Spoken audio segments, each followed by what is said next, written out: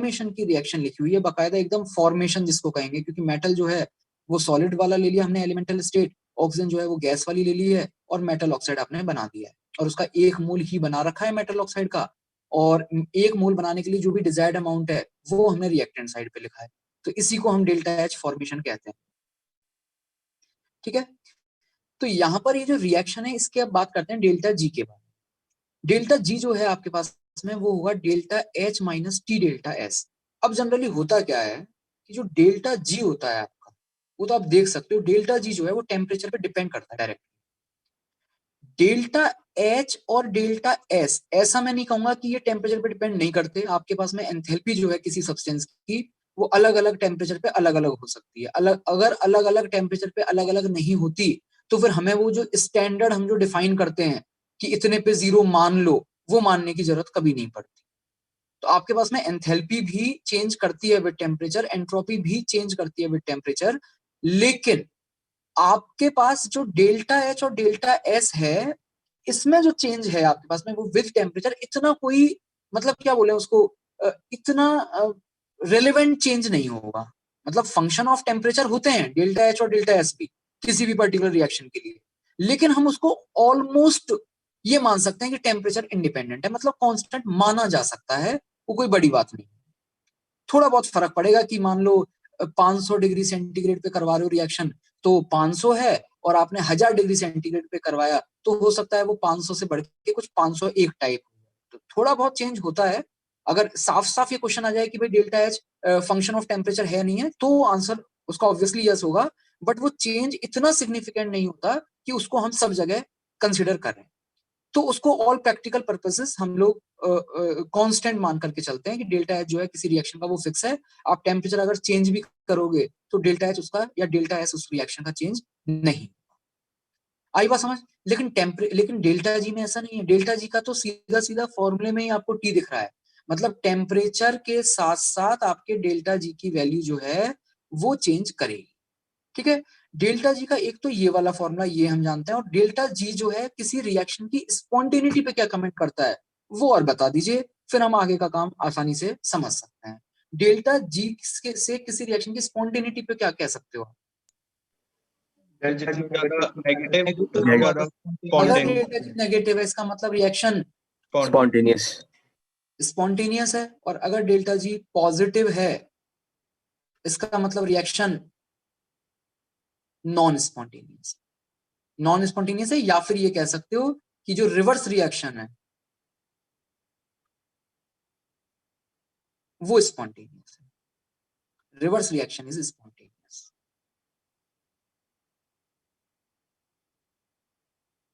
Reverse reaction is spontaneous, ये हम कह सकते हैं डेल्टा जी की के साइन के बेसिस पे, पॉजिटिव और नेगेटिव के बेसिस पे। ठीक है, चलिए अब ये देखिए, थोड़ा सा पहले तो आप ये बताओ कि मेटल से मेटल का ऑक्साइड बन रहा है ना, मेटल से की रिएक्शन ऑक्सीजन के साथ हो रही है, मेटल ऑक्साइड बन रहा है, ये रिएक्शन अपने आप में एक्सोथर्मिक होगी या एंडोथर्मिक होगी? इस पे आप थोड़ा सा कुछ कमेंट कर सकते हो।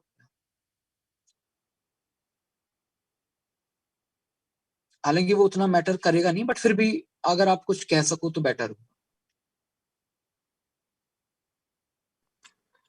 सर एक्सोथर्मिक होगी। एक्सोथर्मिक एक्सोथर्मिक होगी। मैं इसको आपको एक सिंपल से एग्जांपल से समझाता हूँ। जैसे कैल्शियम कार्बोनेट है, इसको जब आप हीट करते हो कैल्शियम का ऑक्साइड बनता है और CO2 बनता है। ठीक है, और फिर अगर मान लीजिए काफी ज्यादा अगर हमने हीट किया, तब शायद ऐसी पॉसिबिलिटी आ सकती है, जो कि इसमें तो खैर बहुत ही ज्यादा हाई टेम्परेचर पे आता है वो, बट कुछ मेटल्स में जैसे वो AgCO3 अगर आपने सुना हो, AgCO3 को जब हम हीट करते हैं पहले तो वो Ag2O और CO2 में कन्वर्ट होता है, और फिर थोड़ा सा अगर आप और हीट करते हो तो फिर ये जो Ag2O है वो आगे फिर Ag+O2 में कन्वर्ट। ठीक है, तो कहने का मतलब ये हुआ कि अगर ऑक्साइड को हमें करस्पॉन्डिंग मेटल में भेजना है तो थर्मल डिकम्पोजिशन होता है, मतलब हीट देनी पड़ती है। अगर हीट आपको देनी पड़ रही है तो ये वाला जो प्रोसेस हुआ आपका वो कैसा हुआ, ऑक्साइड का मेटल में जाने वाला प्रोसेस कैसा हुआ? Endothermic endothermic. तो ऑब्वियसली यहाँ जो हमने रिएक्शन लिखी हुई है जिसमें हम ऑक्साइड फॉर्म कर रहे हैं, इसके डेल्टा एच के ऊपर आप क्या कमेंट करेंगे? नेगेटिव हो जाएगा ना अगर Yes. वो एक्सो होगा, यस सर। है ना, एक्सोथर्मिक हो जाएगा, नेगेटिव। चलिए अब आ जाते हैं डेल्टा एस पे। डेल्टा एस तो देखो हमने बहुत अच्छे तरीके से सीखा है, यहाँ तो ये सिंपल वाला केस है, रिएक्शन वाला। हमने तो सिस्टम के लिए डेल्टा एस वगैरह सब कुछ कैलकुलेट करना सीखा है डिटेल में। तो ये बताइए इस रिएक्शन के डेल्टा एस के बारे में कुछ कह सकते हो क्या, पॉजिटिव या सर नेगेटिव? घटेगा सर। मतलब क्यों घट रहा है, कुछ रीजन? सर गैस से सर सॉलिड बन रहा है सर, और रैंडमनेस कम नहीं है। रिएक्टेंट साइड पे गैस है और प्रोडक्ट साइड में जो है आपके पास में वो गैस नहीं है, सिर्फ और सिर्फ सॉलिड। तो ऑब्वियसली गैस जो है वो खत्म हो रही है। तो यहाँ रिएक्टेंट साइड पे रैंडमनेस है। रैंडमनेस असली किसमें होती है, गैस में। यहाँ रैंडमनेस है और यहाँ आकर के आपकी रैंडमनेस खत्म हो गई, या कहिए कि रैंडमनेस कम हो गई। तो अगर रैंडमनेस आपकी कम हो गई तो ऑब्वियसली डेल्टा एस कैसा हो जाएगा, नेगेटिव। अब यहाँ ये जो डेल्टा एच है और जो डेल्टा एस है, ये मैंने आपको पहले ही बताया कि जनरली ये टेम्परेचर के साथ इतनी सिग्निफिकेंट इनमें चेंज नहीं होता है। तो ये हमें कांस्टेंट लेके चलना है। अगर आप इसको कांस्टेंट लेके चल रहे हो तो इधर देखो ये आपके पास में y is equal to M X plus C type का कुछ बन गया। y is equal to M X plus C. किस बेसिस पे कह रहा है मैं इसको y is equal to M X plus C? आप देखिए यहाँ पर जो ग्राफ हमें प्लॉट करना है वो डेल्टा जी तो हमें रखना है y एक्सिस पे और t हमें रखना है x एक्सिस पे। जो एनसीईआरटी में ग्राफ है एलिंगम डायग्राम का, उसमें डेल्टा जी इधर लिखा हुआ है और t आपके पास यहाँ। ठीक है, थोड़ा सा जरा सी पे और एम पे कमेंट कर लेते हैं। हालांकि सी से ज्यादा कोई फर्क पड़ने वाला नहीं है, चाहे सी आपका पॉजिटिव हो नेगेटिव हो कोई फर्क नहीं पड़ेगा। बट हमें ऑलरेडी पता है कि डेल्टा एच आपके पास इस रिएक्शन का नेगेटिव है और डेल्टा एच ही तो सी को रिप्रेजेंट कर रहा है, नहीं कर रहा है, बताओ बोलिए। Yes sir. Delta Yes, sir. H C को रिप्रेजेंट कर रहा है। तो यहाँ पर आपके पास में जो शुरुआत होगी ग्राफ की, वो मतलब जो सी होगा, इंटरसेप्ट जो होगा आपके पास में, वो कहाँ होगा, नेगेटिव होगा। तो ऐसा करो इसमें जीरो जो है थोड़ा सा ऊपर की तरफ एक लाइन बना दो, जीरो। ये नहीं है जीरो वाली लाइन, जीरो वाली लाइन कहीं कोई ऊपर मान लो आप, क्योंकि इसमें नेगेटिव का भी इंपॉर्टेंस है अपना। मैंने जीरो वाली जो लाइन है वो थोड़ी सी ऊपर लिख दी है। यहाँ पर डेल्टा जी की वैल्यू जीरो है इस पॉइंट पे।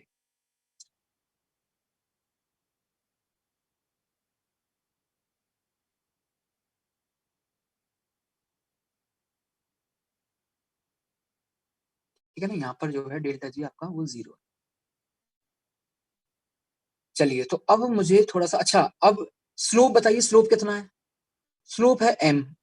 m यहाँ पर इस इक्वेशन के हिसाब से किसके बराबर आ रहा है? m माइनस डेल्टा -डेल्टा-s। Minus delta S. आपका डेल्टा एस खुद कैसा है? Negative. तो Negative. माइनस डेल्टा एस कैसा होगा? Positive. पॉजिटिव।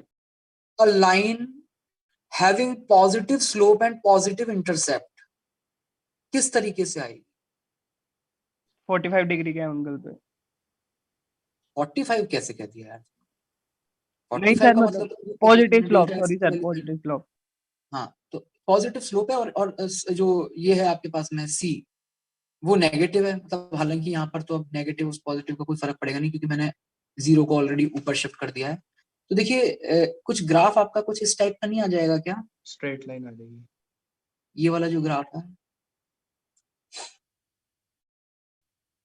बताओ आएगा या नहीं आएगा? Yes, sir. समझ में आ रही है सबको ये वाली लाइन? ये लाइन जो है ये आपके पास में ये किस रिएक्शन के डेल्टा जी को रिप्रेजेंट कर रही है? ये वाली लाइन ये इस वाली रिएक्शन के डेल्टा जी को रिप्रेजेंट कर रही है। m plus half O2 gives m। अब इसका मतलब समझो आप, क्या मतलब है कि ये रिएक्शन आपके पास में काफी अच्छे तरीके से हो जाएगी, स्पॉन्टेनियसली हो जाएगी अगर डेल्टा जी नेगेटिव होगा तो। ये यहां तक, इस टेम्परेचर तक, ये जो भी टेम्परेचर है आपके पास में, इस टेम्परेचर तक आपके पास में रिएक्शन स्पॉन्टेनियस होगी। क्यों स्पॉन्टेनियस होगी? क्योंकि उसका डेल्टा जी नेगेटिव है। लेकिन जैसे ही आपने टेम्परेचर इससे ज्यादा किया, तो बताइए आपके पास में ये वाली रिएक्शन, ये लाइन कौन सी रिएक्शन को रिप्रेजेंट कर रही है? इस वाली रिएक्शन को। क्या ये रिएक्शन स्पॉन्टेनियस रह पाएगी इससे ज्यादा टेम्परेचर पे? No, sir. सर ये एक बार वापस बताना पहले से, क्या लाइंस किसको रिप्रेजेंट कर रही हैं, थोड़ा सा पहले से ही। कितना लाइन किसको रिप्रेजेंट कर रही है? लाइन जो है वो रिप्रेजेंट कर रही है m प्लस हाफ O2। मैं इस पे ज्यादा लिखना नहीं चाह रहा क्योंकि ना थोड़ा गड़बड़ हो जाएगी। चलो आगे लिख देता हूँ, 1 मिनट। ये लाइन रिप्रेजेंट कर रही है m plus half O2 gives m, इस रिएक्शन को रिप्रेजेंट कर रही है, और इस रिएक्शन का डेल्टा जी है ये जो यहाँ लिखा हुआ है। Yes sir. अब ये जो डेल्टा जी है आपके पास में, ये डेल्टा जी अगर आपके पास नेगेटिव है इसका मतलब रिएक्शन स्पॉन्टेनियस है, और अगर डेल्टा जी पॉजिटिव हो गया इसका मतलब रिएक्शन स्पॉन्टेनियस नहीं। तो आप देख सकते हैं कि एक पर्टिकुलर टेम्परेचर तक बड़ी आसानी से आपकी रिएक्शन होगी, लेकिन एक टेम्परेचर से जैसे ही आप ऊपर बढ़ाओगे टेम्परेचर, तो आपके पास में ये वाली रिएक्शन का डेल्टा जी बताओ पॉजिटिव हो गया नहीं हो गया? और अगर डेल्टा जी पॉजिटिव हो गया तो रिएक्शन हमारी कैसी हो गई? Non spontaneous. इसका मतलब रिवर्स रिएक्शन क्या हो गई है? स्पॉन्टेनियस। और मेटलर्जी में एक्चुअली अगर आप समझ पा रहे हो तो हमें हमें मतलब ही बैकवर्ड रिएक्शन से है। आपको मेटलर्जी में मेटल से ऑक्साइड नहीं बनाना है, आपके पास ऑक्साइड पहले से होगा, आपको उस ऑक्साइड से मेटल ऑब्टेन करना है। तो हमारा मेन मोटिव जो था वो यही था। यहाँ पर क्या काम करना था? हमें मेटल ऑक्साइड से मेटल करवाना था। हमें ये बैकवर्ड रिएक्शन स्पॉन्टेनियस करनी है। तो बैकवर्ड रिएक्शन अगर आपको स्पॉन्टेनियस करनी है, मेटल ऑक्साइड से अगर मेटल बनाना है, तो आप देख सकते हैं एक पर्टिकुलर टेम्परेचर से ज्यादा जब आप उसको हीट करोगे तो बड़ी आसानी से आप मेटल ऑक्साइड को मेटल में कन्वर्ट कर सकते हो। लेकिन ये जितना हमने बड़ी आसानी से कह दिया कि बड़ी आसानी से हम मेटल ऑक्साइड को मेटल में कन्वर्ट कर सकते हैं, वो बड़ी आसानी इतनी आसानी से आती नहीं। क्यों नहीं आती? क्योंकि ये जो टेम्परेचर आपके पास आता है, जिस टेम्परेचर पे इस रिएक्शन का डेल्टा जी पॉजिटिव हुआ है, वो टेम्परेचर बहुत हाई होता है, बहुत हाई। और अगर इतना हाई है तो सीधी बात है इतना ज्यादा हाई टेम्परेचर तो हम इजीली मतलब अचीव कर नहीं पाएंगे। मतलब मेटल ऑक्साइड को अगर आप सिंपल थर्मल डिकम्पोजिशन के थ्रू मेटल में कन्वर्ट करना चाहते हो, मेटल ऑक्साइड को अगर आप मेटल में कन्वर्ट करना चाहते हो, तो ये काम आप इतनी आसानी से नहीं करा पाओगे। क्यों नहीं करा पाओगे? क्योंकि मेटल ऑक्साइड को मेटल में कन्वर्ट कराने के लिए जो आपको टेम्परेचर चाहिए, जिस टेम्परेचर से ऊपर आपको जाना पड़ेगा, एक मिनिमम टेम्परेचर से ऊपर जो आपको जाना पड़ेगा, वो टेम्परेचर ऑलरेडी बहुत हाई होता है ऑलमोस्ट सब मेटल्स के लिए। तो ये बताइए एक सिंगल मेटल के लिए किस तरीके से ग्राफ आ रहा है, और वो ग्राफ किस चीज को रिप्रेजेंट कर रहा है एक सिंगल मेटल के लिए, वो चीज आप समझ पा रहे हैं यहाँ पर अच्छे तरीके से? Yes sir. बोलिए।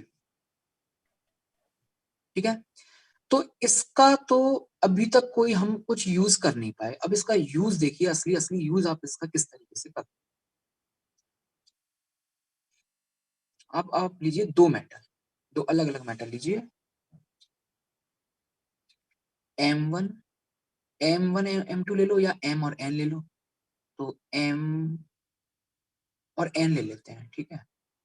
Metal, first metal plus oxide gives metal oxide, यहाँ भी हाफ लगा दो, और N plus half oxygen gives N।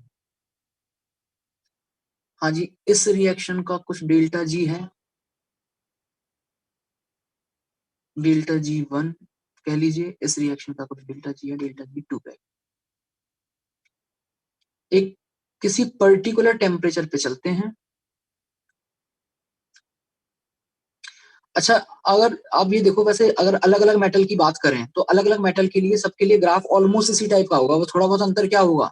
एक तो आपका डेल्टा एच चेंज हो जाएगा, थोड़ा बहुत आपके स्लोप में अंतर आ जाएगा। डेल्टा एस जो है वो थोड़ा बहुत डिफरेंट हो सकता है स्पीसीज के हिसाब से।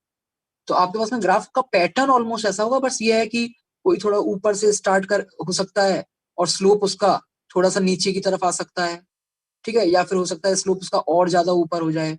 तो आपके पास में अलग अलग मेटल के लिए अगर हम ग्राफ की बात करें तो अलग अलग मेटल के जो ग्राफ आएंगे वो कुछ इस टाइप के ही आने वाले हैं कि सर ये इससे फाइनल ऊपर से स्टेट पे स्टार्ट डिपेंड होकर नहीं के करेगा? थोड़ा और ऊपर निकल जाए, मतलब स्लोप उसका थोड़ा और ज्यादा। क्या हुआ? क्या बोल रहे हो? सर मैं कह रहा हूँ ये ऑक्साइड की फाइनल स्टेट पे डिपेंड नहीं करेगा कि ये इसी टाइप का आएगा या नहीं?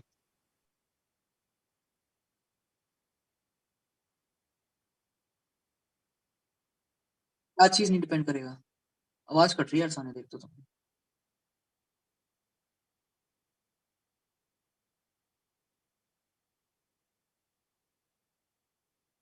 हम्म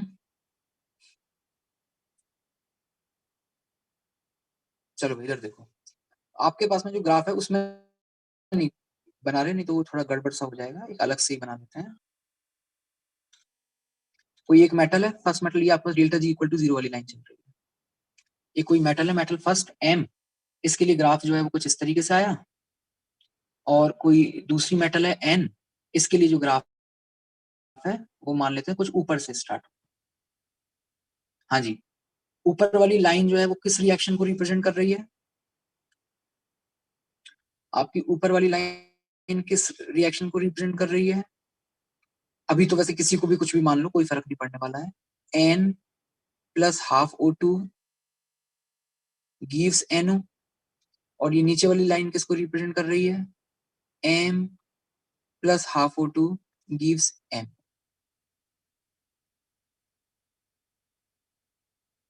इस मेटल को अगर आपको रिड्यूस करना है तो पर्टिकुलर ये वाला टेम्परेचर आपको अटेन करना पड़ेगा। इसको अगर आपको रिड्यूस करना है, मेटल ऑक्साइड को मेटल में लेके आना है, तो ये वाला टेम्परेचर आपको अटेन करना पड़ेगा, अगर सिंपल थर्मल डिकम्पोजिशन से करना चाहते हो तो। लेकिन अब देखिए हमें कुछ अलग करना चाह रहे हैं इसमें। इन दोनों का डेल्टा जी किसी एक पर्टिकुलर टेम्परेचर पे डिफाइन कर दीजिए, जो भी आपका मन करे। कोई टेम्परेचर है T, इस पे आपके पास में ये वाला जो मेटल है, कौन सा, नीचे वाला, इसका कुछ डेल्टा जी होगा और इस रिएक्शन का भी कुछ डेल्टा जी होगा। जो वैल्यू आपको अच्छी लग रही है वो वैल्यू बता दीजिए। बस थोड़ा सा नेगेटिव आएगी पहली बात तो दोनों ही वैल्यूज, और कौन सी कम है कौन सी ज्यादा है वो यहाँ से देख करके कोई भी वैल्यू बता दीजिए। 300-400 रख लो सर। 300-400 ले लीजिए। 300 किसका लिया जाए और 400 किसका लिया जाए? M का 400 आएगा M का और 400 G सर। का 300 आएगा। Yes sir. M का आएगा ज्यादा, मतलब वैल्यू ज्यादा आएगी क्योंकि नीचे है ना, तो M का ज्यादा, मतलब M का तो ले लो 400 और N का ले लो 300। ठीक है, अब आप फर्स्ट रिएक्शन में से सेकंड रिएक्शन को सब्ट्रैक्ट करो और बताओ डेल्टा जी नेगेटिव आ रहा है या पॉजिटिव आ रहा है, या फिर सेकंड में से फर्स्ट को सब्ट्रैक्ट किया जाए तो बताइए डेल्टा जी पॉजिटिव आ रहा है नेगेटिव। मतलब एक में से दूसरे को सब्ट्रैक्ट करना है और बताइए किस केस में आपका डेल्टा जी नेगेटिव है। फर्स्ट पहले 1 minus रिएक्शन 1 फर्स्ट माइनस में 2 से second करेंगे क्या को। सर। करें? 1 माइनस 1 - 2। अगर हम 1 - 2 करते हैं, अगर हम 1 - 2 करते हैं तो जो आपके पास डेल्टा जी आएगा वो delta G 1 minus delta G 2 हो जाएगा। तो डेल्टा जी आपके पास आ जाएगा, डेल्टा जी 1 कितना है, माइनस में 400 और माइनस माइनस प्लस में 300। ओवरऑल डेल्टा जी जो आ गया आपका वो आ गया माइनस में 100। अब जरा 1 - 2 के करस्पॉन्डिंग रिएक्शन लिख के बता दीजिए यहाँ पे। 1 - 2 के करस्पॉन्डिंग रिएक्शन क्या है बोलिए।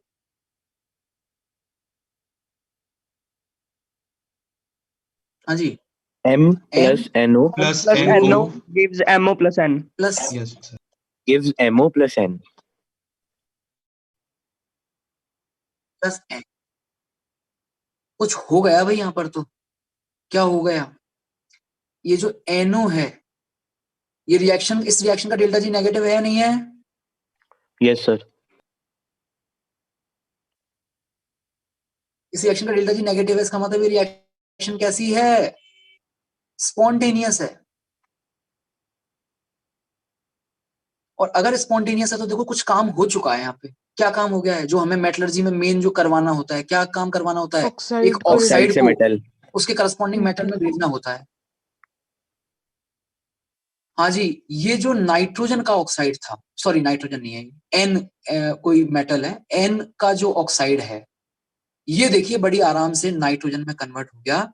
सुनो, लेकिन इसमें अमेजिंग चीज क्या है? अमेजिंग चीज ये है कि ये जो नाइट्रोजन वाला था ऑक्साइड, इसको अगर आपको सिंपल थर्मल डिकम्पोजिशन से नाइट्रोजन में अगर भेजना था, नाइट्रोजन के ऑक्साइड को अगर सिंपल थर्मल डिकम्पोजिशन से नाइट्रोजन में, नाइट्रोजन बोल रहा हूं मैं बार बार, एन सेकेंड मेटल के ऑक्साइड को, एन के ऑक्साइड को अगर आपको एन में भेजना है तो जो टेम्परेचर चाहिए था वो ये वाला टेम्परेचर चाहिए था। देखो इधर जो टेम्परेचर है, कुछ मान लीजिए इसको T1, और यहाँ बताइए आपने टेम्परेचर इतना T1 अटेन किया क्या इसको ये काम करवाने के लिए? No, sir. नो ना? सर आपने तो काफी कम टेम्परेचर पे चीज अटेन कर ली, काफी कम टेम्परेचर पे। काफी कम क्यों कह रहा हूँ? क्योंकि टी जरूरी नहीं है आप यही लो, आप थोड़ा और पहले ले लो, क्या फर्क पड़ जाएगा उससे? समझ रहे हो मेरी बात को? तो Yes, जो sir. काम आपके पास बहुत हाई टेम्परेचर पे हो रहा था वो हमने यहाँ काफी कम टेम्परेचर पे करवा दिया है। किसकी मदद से? एक दूसरे मेटल की मदद से। तो अब पूरे के पूरे आपके जो वो चलेगा, क्या बोलते हैं, एलिंगम डायग्राम जो अभी हम एनसीईआरटी से सीखेंगे, बस उसमें बस ये चीज आप समझ जाओ कि कौन सा मेटल कौन से वाले ऑक्साइड को आसानी से उसके करस्पॉन्डिंग मेटल में भेज रहा है। बस ये चीज आप समझ लीजिए, तो आप ये समझ लो कि पूरा का पूरा एलिंगम डायग्राम आपको अच्छे से समझ में आ जाएगा। इसमें अभी एक स्टेटमेंट आपको यहाँ बताना पड़ेगा।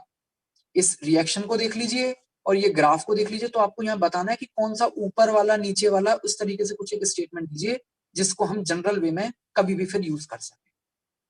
सर ऊपर वाला क्या आप बोल सकते हो इसके बेसिस?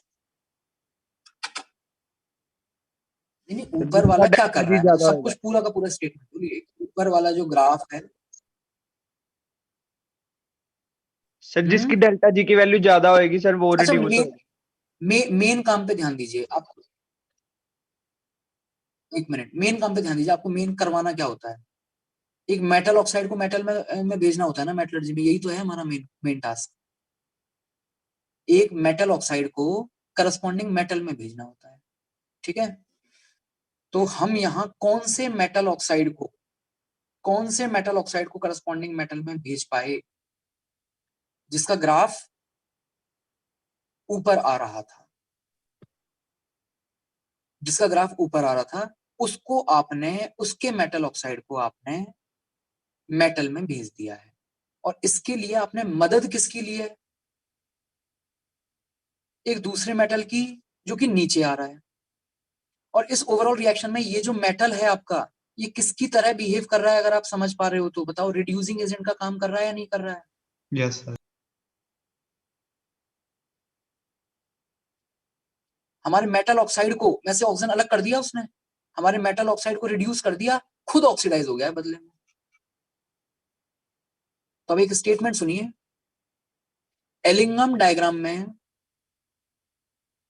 जो मेटल, दो एलिंगम डायग्राम में जो मेटल नीचे आता है, एलिंगम डायग्राम में जो मेटल नीचे आता है वो अपने से ऊपर आने वाले मेटल के ऑक्साइड को बड़ी आसानी से रिड्यूस कर देता है।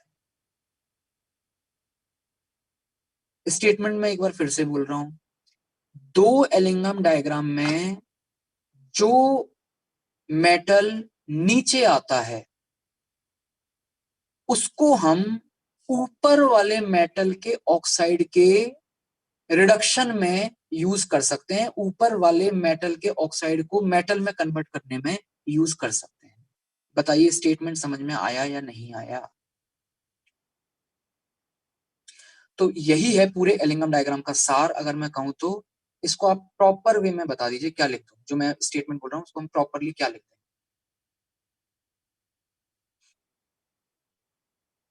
दो है मेटल आपके पास में, एक M है एक N है, N ऊपर आ रहा है M नीचे आ रहा है। कौन सा रिड्यूसिंग एजेंट की तरह बिहेव कर रहा है और किसको रिड्यूस कर रहा है, वो सब चीज आपको बता दीजिए यहाँ पे। नीचे वाला रिड्यूस करेगा ऊपर वाले को।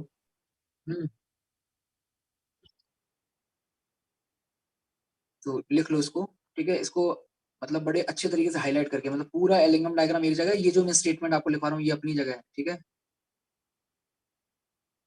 इसमें लिख लीजिए कि जो मेटल, इसको सिंपल ऐसे लिख लो कि दो एलिंगम डायग्राम में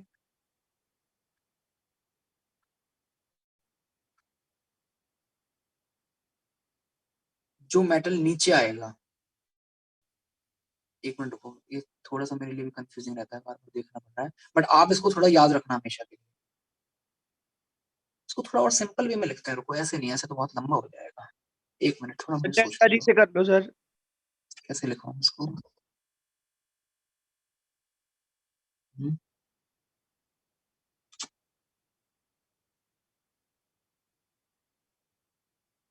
जिसका डेल्टा जी ज्यादा नेगेटिव होएगा।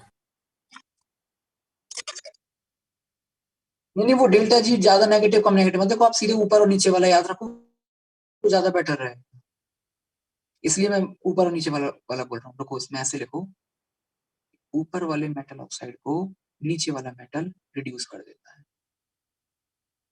ये ज्यादा सही है। ऊपर वाले मेटल ऑक्साइड को नीचे वाला मेटल और जरूरी नहीं हमेशा मेटल होगा, बेटर होगा एलिमेंट लिखे हैं तो। क्यों मैं एलिमेंट बोल रहा हूँ वो भी समझाऊंगा। कई बार कार्बन को भी यूज करते हैं हम रिड्यूसिंग एजेंट। ऊपर वाले मेटल ऑक्साइड को नीचे वाला मेटल रिड्यूस कर देता है।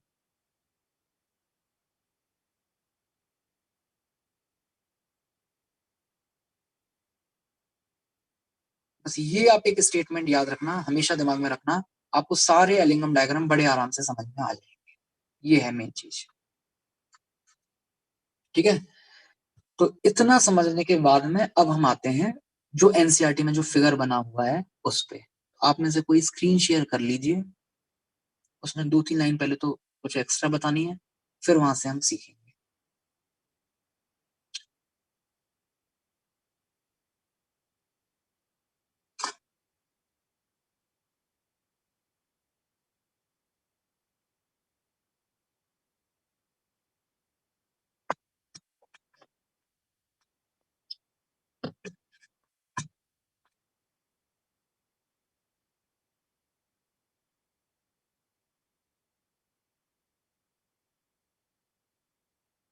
कर रहा है कोई? अर्शिता कर दो। यस सर करते।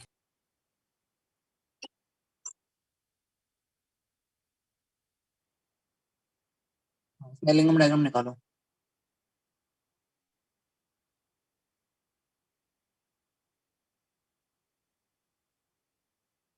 बस बस, हाँ जी। देखिए इसमें आपके पास सबसे पहले तो 2 लाइन पे आपको थोड़ा सा ध्यान देना होगा। सबसे पहली एक तो, अच्छा मैं अब यहाँ पे कर्सर भी नहीं चला पाऊंगा ना, रुको किसने, अर्नव ने शायद स्क्रीन शेयर की ना। अर्नव ये जो देखो ध्यान से -300 और -400 के बीच में जो लाइन आ रही है, कहाँ ले गए? -300 और -400 के बीच में जो लाइन जा रही है, आगे देखो उसकी रिएक्शन भी लिखी हुई है, C+O2 गिव CO2। वहां कर्सर ले जाओ, हाँ ये C+O2 गिव CO2, बिल्कुल ध्यान से देखिए। ये जो रिएक्शन है आपके पास में, इसका जो ग्राफ है थोड़ा डिफरेंट है बाकी ग्राफ से। बाकी ग्राफ नीचे से शुरू होकर के ऊपर की तरफ जा रहे थे, लेकिन ये देखिए एकदम बिल्कुल स्ट्रेट जा रहा है। स्ट्रेट जाने का मतलब क्या है? वो डेल्टा S 0 हो गया। स्लोप 0 है, स्ट्रेट लाइन है, इसका मतलब स्लोप 0 है। स्लोप क्यों 0 है? स्लोप 0 इसका मतलब -ΔS0 है। -ΔS0 है मतलब डेल्टा एस 0 है। क्यों डेल्टा एस 0 हुआ, समझ में आया क्या? क्योंकि जो रिएक्टेंट साइड पे O2 है वो भी गैस है, गैस और जो बन रही है। प्रोडक्ट साइड में CO2 है वो भी गैस है। जबकि बाकी सब मेटल ऑक्साइड में क्या होता था, जो मेटल का ऑक्साइड होता था वो सॉलिड होता था, जबकि यहाँ पर जो कार्बन का ऑक्साइड है CO2 वो एक गैस है। तो इधर भी गैस इधर भी गैस, और दोनों तरफ number of gases mole same है, तो डेल्टा एस आपका ऑलमोस्ट 0 होगा। इसलिए यहाँ पर जो स्लोप है वो 0 आ रहा है। ये वाला ग्राफ समझ में आया? एक C+O2 वाला, इसकी बहुत स्पेशल इंपॉर्टेंस है, इसलिए मैं यहाँ पे हाईलाइट करवा रहा हूँ। अच्छा, इसके अलावा आप एक रिएक्शन देखिए जिसमें एकदम नीचे जा रहा है, वो दुनिया से अलग है। बाकी सब ऊपर जा रहे थे, एक ये ऐसा है जो स्ट्रेट जा रहा है, और एक ऐसा है जो नीचे आ रहा है। ये नीचे आने का क्या मतलब हुआ? सर 2 मोल्स गैस के बन रहे हैं, पहले एक था। डेल्टा S पॉजिटिव हो गया। हाँ, यहाँ पर आपके पास गैसियस मोल जो है वो ज्यादा बन रहा है, इसका मतलब डेल्टा एस इसका पॉजिटिव है, और डेल्टा एस अगर पॉजिटिव है तो ओवरऑल जो माइनस डेल्टा एस है आपका वो नेगेटिव हो जाएगा। इसलिए ये वाली जो रिएक्शन है, ये वाली जो लाइन है आपकी वो नीचे की तरफ है, ठीक है। अब कार्बन का स्पेशल इंपोर्टेंस क्या है वो आप समझिए। मेटलर्जी में आपको प्रोसेस थोड़ा सा पता होगा। एक मिनट जरा इसमें हम लोग मिनिमाइज कर दो ना।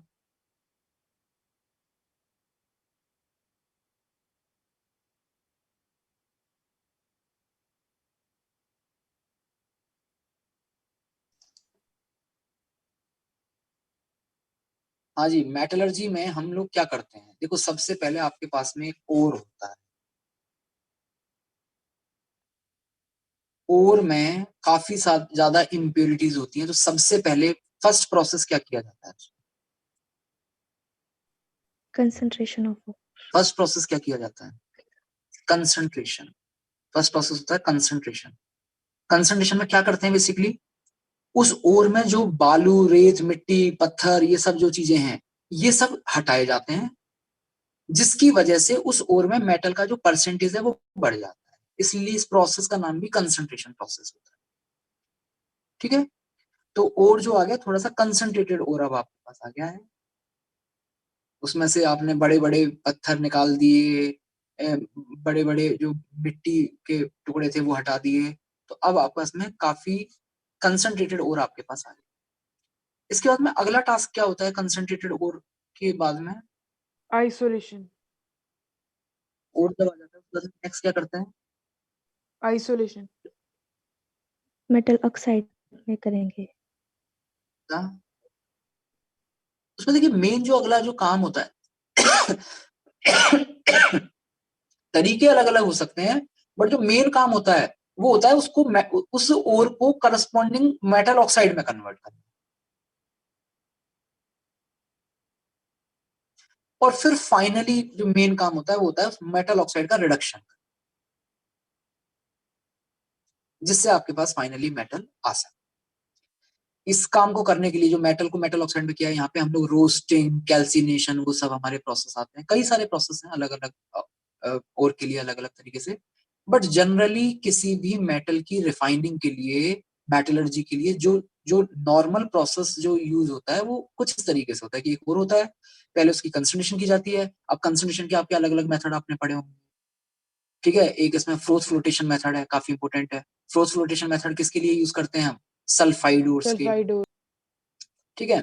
और फिर उसके बाद में जो कंसंट्रेटेड हो रहा है उसको हम लोग मेटल ऑक्साइड में कन्वर्ट करते हैं, फाइनली मेटल ऑक्साइड का रिडक्शन से हम मेटल बनाते हैं। अब इस रिडक्शन के लिए जनरली जो यूज किया जाता है वो यूज किया जाता है कार्बन। कार्बन एक बहुत अच्छा रिड्यूसिंग एजेंट है, काफी अच्छा रिड्यूसिंग एजेंट है, और ये मेटल ऑक्साइड्स को मेटल में ले जाता है। लेकिन सबकी अपनी अपनी लिमिटेशन है, कब लेके जा पाएगा, कब नहीं लेके जा पाएगा, कैसे लेके जा पाएगा, वो सब चीजें अब हम लोग एलिंगम डायग्राम की मदद से समझेंगे कि कार्बन जो है कैसे आखिर आपके मेटल ऑक्साइड को मेटल में कन्वर्ट कर सकता है। तो फिर से अर्नब एक बार फिर से अब आप शेयर कीजिए। सर उसमें तो कार्बन वाला ऊपर होता है सर, आपने कहा था नीचे वाले करते हैं रिड्यूस। अभी अभी अभी रुको, अभी रुको, अभी बताएंगे आपको कैसे कैसे क्या क्या करेगा। अभी रुको, मैंने कुछ कमेंट ना किया है। हाँ जी,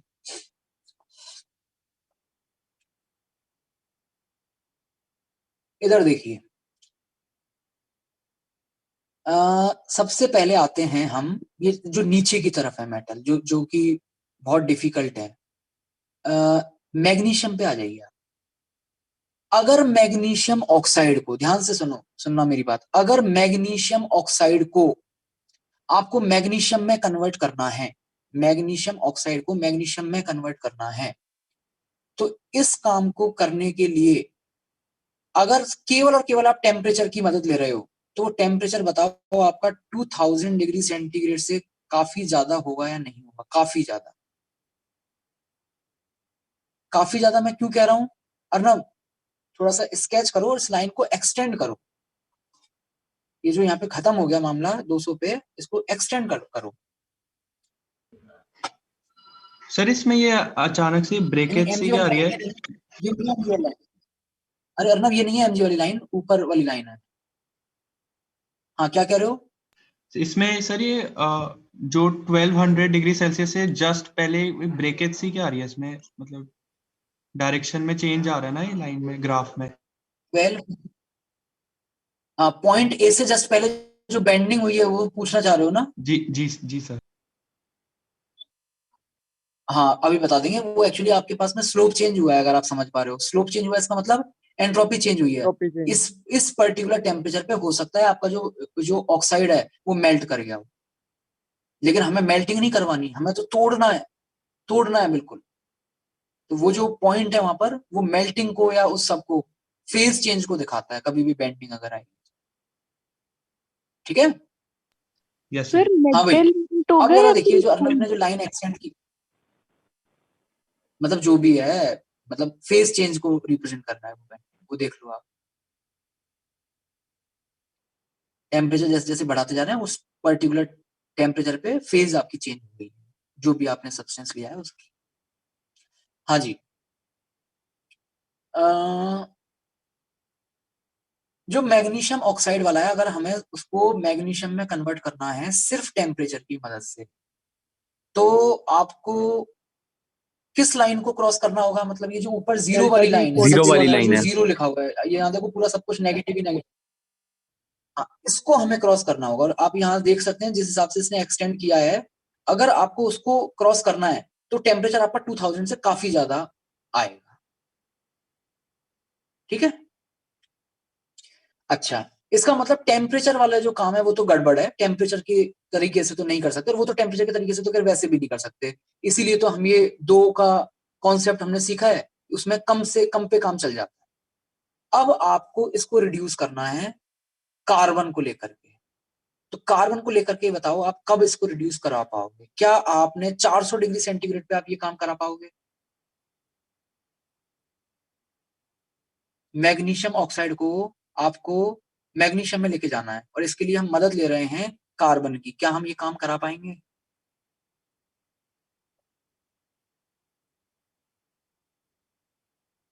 नहीं आ रही बात समझ में? 400 डिग्री सेंटीग्रेड पे मुझे बताइए एलिंगन डायग्राम में नीचे कौन है और ऊपर कौन है? कार्बन नीचे है या मैग्नीशियम नीचे है?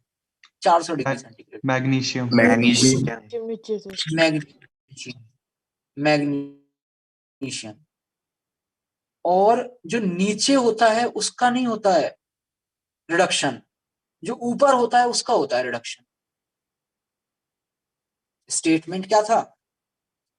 स्क्रीन जरा हटाओ एक बार अर्नब, अपना जो स्टेटमेंट है अगर आपने कॉपी में नहीं लिखा तो लिख लो, क्योंकि बार बार अब उस स्टेटमेंट की जरूरत पड़ेगी।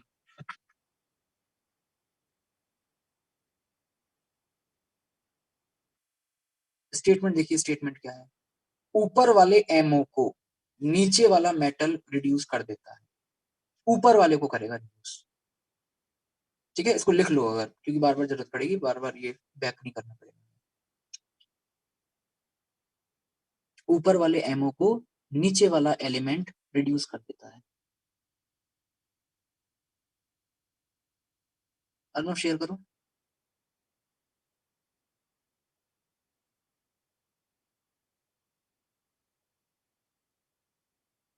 हाँ भाई, तो 400 डिग्री सेंटीग्रेड पे देखो, 400 डिग्री सेंटीग्रेड के करस्पॉन्डिंग अर्नब एक line straight dash dash dash dash करके बना दो। 400 डिग्री सेंटीग्रेड के करस्पॉन्डिंग वर्टिकल लाइन आएगी, ड्रॉ कर दीजिए। अरे क्या कर रहे हो तुम? 400 डिग्री सेंटीग्रेड के करस्पॉन्डिंग, 400 डेल्टा जी के करस्पॉन्डिंग नहीं, 400 डिग्री सेंटीग्रेड के करस्पॉन्डिंग।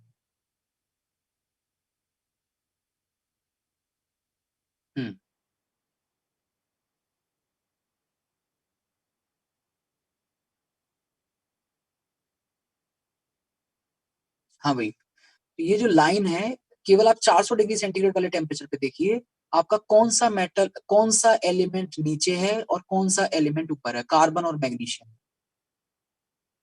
मैग्नीशियम नीचे है और कार्बन ऊपर है। इसका मतलब ऊपर वाले ऑक्साइड को नीचे वाला मेटल रिड्यूस करेगा। मतलब CO2 को अगर कार्बन में भेजना है तो मैग्नीशियम कर पाएगा, लेकिन मैग्नीशियम ऑक्साइड को कार्बन Mg में नहीं भेज पाएगा। अगर आपको ये काम करना है तो ये काम आप सिर्फ और सिर्फ कब करा पाओगे, किस टेम्परेचर पे करा पाओगे? जब आपके पास में कार्बन वाला जो ग्राफ है वो नीचे आ जाए। तो इधर देखो, लगभग 1700 डिग्री सेंटीग्रेड, 1600 डिग्री सेंटीग्रेड से थोड़ा आगे C+O2 गिव्स CO2 वाली रिएक्शन पे मत जाइए, C+O2 गिव्स 2CO वाली रिएक्शन पे जाइए, जो नीचे की तरफ जिसका स्लोप था, नेगेटिव स्लोप जिसका था। बताइए उसको हमारा ये मैग्नीशियम वाली जो लाइन है वो कट कर रही है नहीं कर रही? सर्कल कर दो उस जगह पे अर्नब जहाँ पे कट हुआ है, ए से थोड़ा सा आगे जाकर के जो पॉइंट है, हाँ यही वाला पॉइंट बिल्कुल। देखिए इस पर्टिकुलर पॉइंट के बाद जैसे ही थोड़ा सा आप टेम्परेचर इंक्रीज करोगे, लगभग कहाँ आ रहा है ये वाला पॉइंट आपका? 1600 से ज्यादा पे है ना? तो इससे हाई टेम्परेचर पे आप देखिए मैग्नीशियम का ऑक्साइड तो पहुंच चुका है ऊपर और कार्बन आ चुका है नीचे। अब इसका मतलब अगर आपको कार्बन की मदद से मैग्नीशियम ऑक्साइड को रिड्यूस करना है तो एक मिनिमम टेम्परेचर आपको 1700-1600 के आसपास तो ये रखना पड़ेगा। हालांकि वैसे तो बहुत ज्यादा पे हो रहा था, 3000-4000 के आसपास हो रहा था, जो ब्लू वाली लाइन और रेड वाली लाइन जो मिल रही है आगे जाकर के कहीं मिल रही होंगी, ठीक है, वो वाला काम तो बहुत ज्यादा हाई टेम्परेचर पे हो रहा था।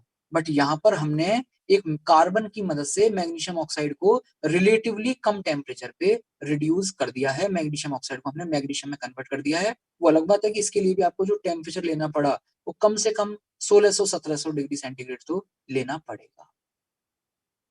अब समझ में आई कौन सी मेटल किसको कैसे रिड्यूस कर रही है, कहाँ कैसे रिड्यूस कर रही है, किस टेम्परेचर पे करेगी, किस टेम्परेचर पे नहीं करेगी।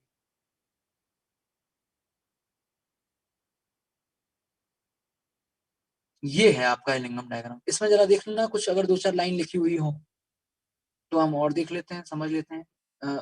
इसी में एलिंगम डायग्राम में अगर कुछ लिखा होता, नहीं ये तो आयरन के बारे में बताया। इससे पहले वाले पेज पे आना, शायद वहां कुछ लिखा हुआ हो।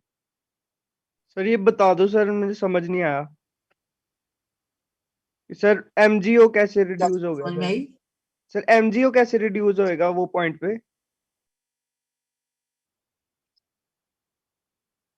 एक मिनट, कौन सा वो स्टेटमेंट क्या लिखवाया था अभी मैं जब आपको एलिंगम डायग्राम पढ़ा रहा था, तो जो मैंने एक स्टेटमेंट अभी नीचे आपको वाले याद रखने के लिए बोला है वो स्टेटमेंट क्या है, एक बार जरा वो नीचे स्टेटमेंट वाला रिपीट नीचे करना। वाला ऊपर वाले को रिड्यूस करेगा।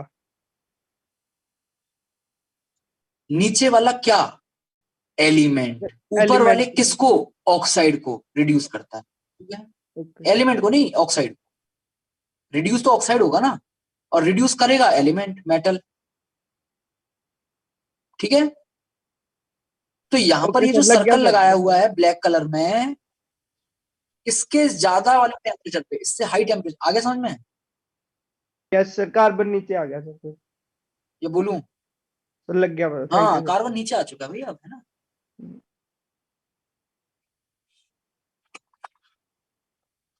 ये है लिंगम डायग्राम जिसके जिसके बेसिस पे हम इजीली ये फिगर आउट कर लेते हैं कि भाई कौन सा आपका मेटल किस मेटल के ऑक्साइड को किस तरीके से आप रिड्यूस आसानी से कर पाओ।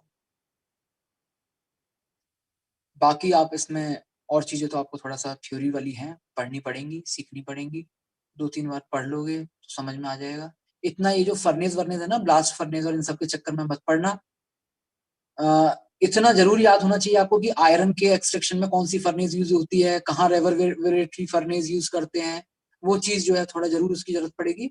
बट किस टेम्परेचर पे क्या हो रहा है, उतना ज्यादा जो टेम्परेचर का कॉन्सेप्ट है उसमें ज्यादा डिटेल में जाने की आपको जरूरत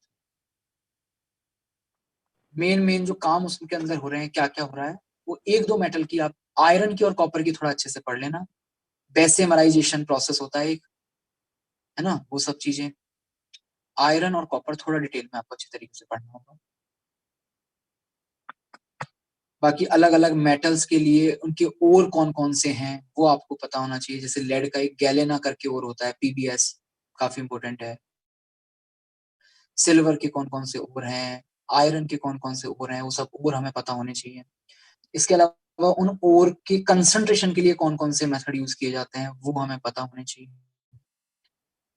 सर इसमें एक आता है कि जब सिल्वर और, हाँ जी सर वो जो बॉक्साइट का और दिया हुआ है ना एनसीईआरटी बोलो, में, सर मेरी आवाज आ रही इसका है? और वो एल्यूमिनियम का और दिया हुआ है ना जो आ रही आवाज, आ रही है, बोलो। बॉक्साइट, सर उसमें ना जो फॉर्मूला दिया हुआ है, बॉक्साइट, हाँ ये हाँ सर बॉक्साइट वाला, सर सर उसमें XH2। Al2O3 नहीं दिया हुआ हाँ। और बाद में उसने Al2O3 यूज किया हुआ है उसके लिए लीचिंग में। उसने क्या दिया हुआ है पहले ये बताओ जरा एक बार। ये सर यही वाला दिया हुआ है जो उन्होंने highlight किया। हाँ तो यार वो है ना, एक्चुअली आपके पास में Si2O5 है, वो तो क्या है, वो तो हमारी मिट्टी है, सिलिका, ये सर जो अलग अलग सिलिकेट्स पड़े थे वो है, ठीक है। और यहाँ पर ये जो Al2O3 है, अगर Al2O3 में आप अगर पानी मिलाते हो तो वो हाइड्रोक्साइड बनाएगा। तो इसमें से हीट वीट करने के बाद में पानी वगैरह अलग हो जाता है, जो बालू रेत है वो हमने अलग कर दिया, तो फाइनली जो बचेगा वो ऑक्साइड ही बचेगा। ठीक है,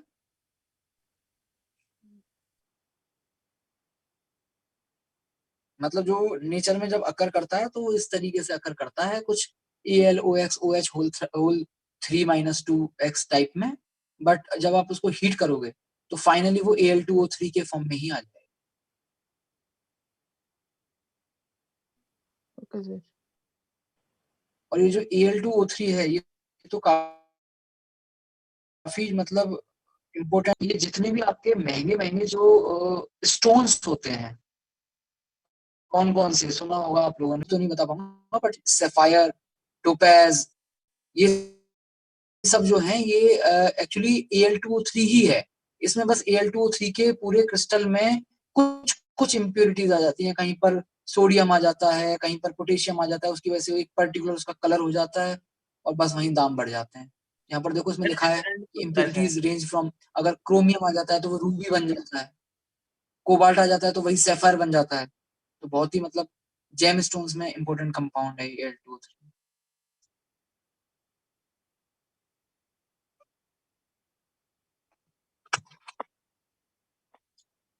ठीक है, एलिंगम डायग्राम वाली चीज जो है वो मैंने एक्सप्लेन कर दी है। इस पे बेस्ड 2-4 क्वेश्चन अगर हो सके तो आप कर लेना, एलिंगम डायग्राम पे बेस्ड, क्योंकि एलिंगम डायग्राम पे बेस्ड क्वेश्चन भी कई बार डायरेक्टली पूछता है। कहाँ पूरी से मेटलर्जी आपको आए नहीं आए, एलिंगम डायग्राम पे लिखना है। क्या कह सर रहे हो? मुझे लिंकन डायग्राम में एक डाउट है, एक बार डायग्राम पे आना। हाँ हाँ बोलो, डायग्राम पे आ जाइए। हाँ जी। ये जो आयरन है, इसके एक स्पेसिफिक आयरन, पॉइंट है, आयरन कहाँ पॉइंट है? पे एक मिनट और एक वो मिनट बहुत कम हो आयरन रहा को है। ढूंढने दो। आयरन, आयरन शुरू हो रहा है -400 और -500 के बीच से। ठीक है, हाँ हम्म। बोलिए क्या पूछना चाहते हो उसमें? उसका 1200-1300 के पास वो नीचे हो रहा है उसका स्लोप। आयरन का हम्म। कुछ 1300-1400 मतलब के। बेंडिंग जहाँ हो रही है। हाँ जी। हाँ हाँ ठीक है, समझ गया मैं। और इधर आओ जरा, एमजी वो का आयरन ऊपर नहीं है, है। लेकिन आप थोड़ा गलत पहचान लिया आपने शायद।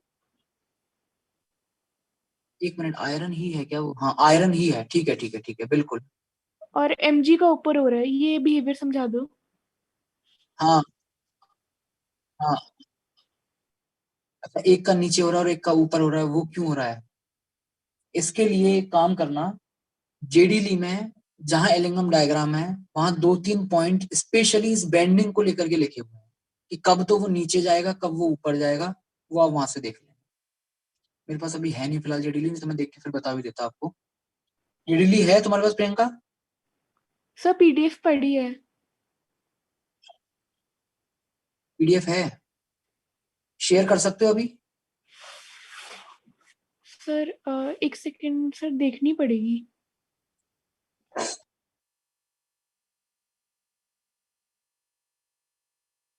चलो कोई नहीं, मेरे को जितना याद आ रहा है मैं बताता हूँ, सुनो।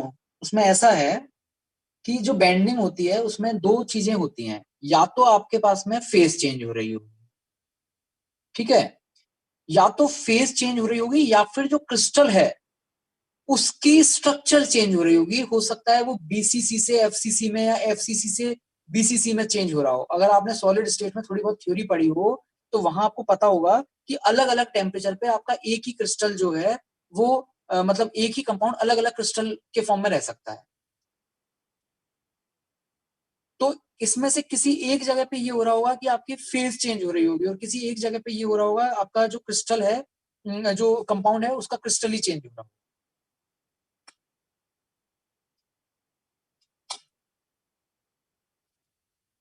ठीक है, इसलिए दोनों जगह अलग अलग आ रहा है, मतलब नहीं तो आप आपके दिमाग में क्वेश्चन ये आया होगा कि भाई सेम ही तो होना चाहिए था, या तो वो ऊपर की तरफ ही जाना चाहिए था या तो नीचे की तरफ ही जाना चाहिए था।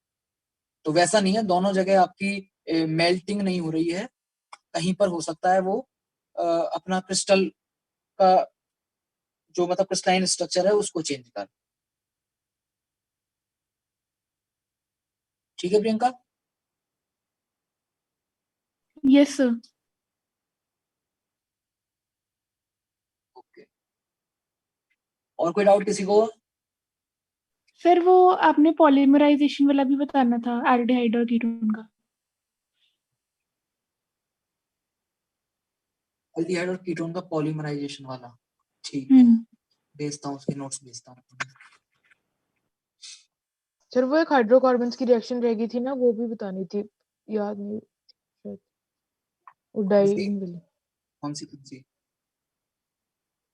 सर जो क्यों वो होती है अल्कीन्स वाली थी सर, एक याद नहीं आ रहा, वही हिमांशु पंडित की डिस्कशन में बोली थी आपने, इम्पोर्टेंट है। और डील शिल्डर। हाँ डील शिल्डर सर। अच्छा हाँ, डेल सेडर बची हुई है आपके बैच में, ठीक है। एक शिवम, मेरे को है ना एक काम करना, फिर तुम जो भी 2-3 चीज आपको लग रहा है कि वो बची हुई हैं, वो जरा एक उसमें भेज देना मेरे को व्हाट्सएप पे, तो मैं एक लेक्चर में वो सारी एक साथ कवर करवा दूँ। Okay sir.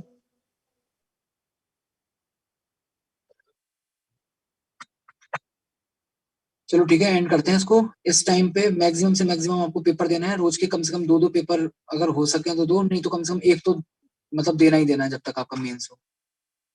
हर एक पेपर से अपनी गलतियां ढूंढो कि कहाँ पे हम अभी वीक हैं, कौन से क्वेश्चन हम पेपर में नहीं अटेम्प्ट कर पा रहे हैं, और उस हिसाब से फिर उस पे काम करो। जितना ज्यादा पेपर करोगे उतना ज्यादा फ्रूटफुल रहेगा। बाकी अपना सर जो ऑर्गेनिक है वो प्रीवियस थोड़ा थोड़ा रिवाइज करते रहो। इनऑर्गेनिक जो है वो आप रिवाइज करते रहो, क्योंकि उनका रिवीजन अगर होता रहेगा तो अच्छा रहेगा। चाहे भले ही रोज आधा घंटा करो, बट पढ़ते रहो। हाँ जी, क्या कह रहे थे आर्यन? सर प्रीवियस ईयर वो 2020 के जो हैं वो भी करने हैं ना? एनटीएस सर फुल पेपर्स 2020 के मींस। हाँ भाई, एनटीए जो है ना, एनटीए जो अभी जो यस सितंबर सर, में जो है वही वाले ना। Yes sir. बिल्कुल बिल्कुल, लेटेस्ट वाले से ही, मैं तो कहूंगा लेटेस्ट वाले से ही शुरुआत कीजिए आप, लेटेस्ट वाले से ही शुरुआत कीजिए। जो सितंबर वाले हैं वो करो, उसके बाद में फिर जो उससे पहले जैन में हुए थे वो वाले कीजिए। जितने मैक्सिमम कर सको उस तरीके से करते चलो, और मतलब बैक से चलो, ठीक है।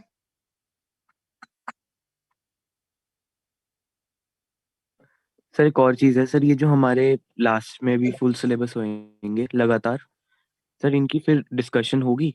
लास्ट में कब हो रहा है तो बिल्कुल कर देंगे। अगर आपको जरूरत है उसकी डिस्कशन की, मैं बिल्कुल डिस्कशन कर दूंगा, कोई दिक्कत नहीं है उसमें। कब से हो रहे हैं बस थोड़ा मुझे वो आइडिया दे दो। सर 12-13 से हो रहे हैं।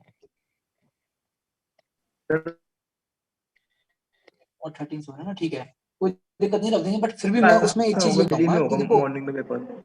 अगर आपको लग रहा है ना कि कोई कोई मतलब ऐसा कोई क्वेश्चन है जो नहीं हो पा रहा है, तो बेटर ये है कि आप वो मुझे व्हाट्सएप पे भेज दो, ठीक है। अगर 2-3 बच्चों की तरफ से मेरे पास में कुछ ऐसा एक कोई क्वेश्चन आएगा जो मुझे लगेगा कि कई बच्चों का नहीं हो पाया, उसकी एक्सप्लेनेशन चाहिए, तो फिर मैं उसका सीधे या तो कोई वीडियो या उस तरीके से आपको सीधे ग्रुप में डाल दूंगा। पूरे पेपर में 30 क्वेश्चन या 25 क्वेश्चन है, उसमें से अगर 1-2 क्वेश्चन का है तो वो मैं डाल दूंगा, और वो आप अपने हिसाब से देख लेना। वो क्लास वाला वो सीन जो है वो फालतू में टाइम वेस्टिंग रहेगा अब इस टाइम पे आप लोगों को। Okay sir.